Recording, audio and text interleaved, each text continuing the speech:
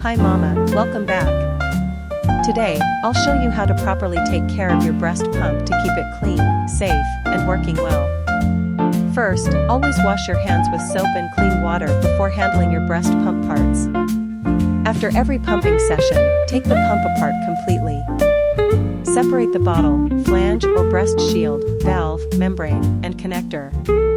Any part that touches breast milk must be cleaned. Rinse each part with cool or lukewarm water to remove milk residue. Then wash the parts using warm water and mild dish soap. Use a clean brush or sponge that is only for baby items. Rinse all parts thoroughly to remove any soap. Leftover soap can affect milk safety. Next, allow the parts to air dry on a clean towel or drying rack. Do not wipe them with a cloth, as this can introduce germs. Once a day, especially for newborns or premature babies, sterilize your pump parts. You can do this by boiling them in water for 5 minutes or using a steam sterilizer, following the manufacturer's instructions.